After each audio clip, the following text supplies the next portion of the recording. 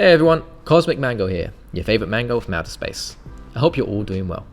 In today's video, I'm going to be talking about my opinion on 5 fun commanders that you can play. If you haven't built any of these commanders and you're looking for something fun to pilot, then give one of these listed a whirl. At the end of the day, Magic is all about having fun. Win or lose, it doesn't really matter, as long as you're having a good time. And these commanders can definitely do that. I hope you enjoy the video and find a great commander to pick up.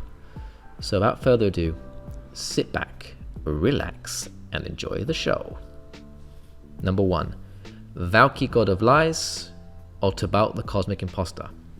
A legendary creature or planeswalker spell based on the card side you choose to cast. In this video, I'm going to be focusing on the planeswalker side. It's one of my all-time favourite commanders. Tibalt Cosmic Imposter. A legendary planeswalker spell that costs 1 red, 1 black, and 5 colorless mana to cast. It says the following. As Tibalt enters the battlefield, you get an emblem with you may play cards exiled with Tibalt Cosmic Imposter, and you may spend mana as though it were mana of any color to cast those spells. For +2, exile the top card of each player's library. For -3, exile target artifact or creature. For -8, exile all graveyards, add 3 red mana to your mana pool. Tibalt is a blast to play. I enjoy running a deck with him that involves stealing as many permanents from your opponents as possible. I find the best way to do this is to build a deck stacked with as many mana rocks that you can squeeze in, and some other nice spells like that you can use to steal permanents, such as Gondi Lord of Luxury or Itali Primal Storm. The better your opponent's decks are, the better your deck becomes. What I really love about this commander is every time I play it, every game is completely unique and no game ever feels the same, as you are playing with permanents from your opponent's decks, and they are always changing their decks around or playing a complete different deck. Tibalt does have a large mana cost, but this is why we play mana rocks. When he comes in, you're going to really have a lot of fun, so spam as many mana rocks in the deck as you can. You can buy this commander for around $14, but there is a but. Get the foil one, trust me, it's beautiful. A little bit more expensive, but beautiful. It really pops. Number 2. Queen Marchesa. A legendary human assassin creature that costs 1 black, 1 white, 1 red, and 1 colorless mana to cast. It says the following. Death Touch Haste. When Queen Marchesa enters the battlefield, you become the monarch. At the beginning of your upkeep, if an opponent is the monarch, create a 1/1 black assassin creature token with Death Touch and Haste. Monarch is always a fun mechanic to play. Ever since it's been introduced to Magic, people love playing around it. So if you can introduce it to any of your commander games, your opponents and yourself will be very happy and enjoy the game a little bit more. The Battle for the Crown is a heck of a lot of fun, and everyone wants that card draw. Queen Marchesa is a much loved commander.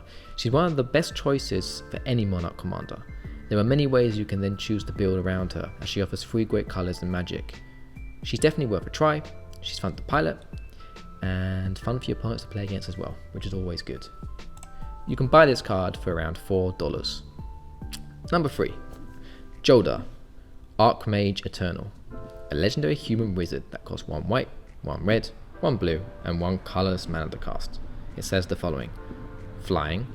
You may pay white, blue, black, red, green, so 1 of each color, rather than pay the mana cost for spells that you cast. Okay, so Joda is one of those decks that requires you to have a very efficient mana flow throughout the deck. This is because he requires every color to activate his ability. The better lands you have, the better Joda becomes. But don't worry too much. You can get by with Joda decks just fine with some budget lands. Trust me, my first ever Joda deck had a bunch of budget lands that came in tapped. Obviously they produced multiple colors, which is all you need. It's a little bit slower, but you can still have a lot of fun. Joda is a deck which allows you to really have a lot of fun, as he allows you to cast enormous spells for only 5 mana instead, as long as you pay 1 of each color to cast it, of course. You can do so many cool things with Joda. The 2 decks I ran with Joda was deck 1, which had gigantic creatures, and I'll cheat them in using Joda's ability, and the second deck I had of Joda was huge instant and sorcery spells that seek wins with devastating damage or one-sided board wipes. Both decks very fun, but if I had to pick one, I think the creature one was a bit more spicy. Joda is an excellent commander and can be built numerous ways, which makes him very fun to play. Give him a go, you won't regret it, and you can buy Joda for around 70 cents. Number 4. the Scarab God. A legendary god creature that costs 1 black, 1 blue, and 3 colourless mana to cast. It says the following. At the beginning of your upkeep, each opponent loses X life, and you scry X, where X is the number of zombies you control. 2 colourless, 1 blue, 1 black.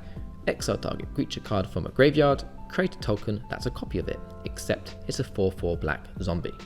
When the Scarab God dies, return it to its owner's hand at the beginning of the next end step.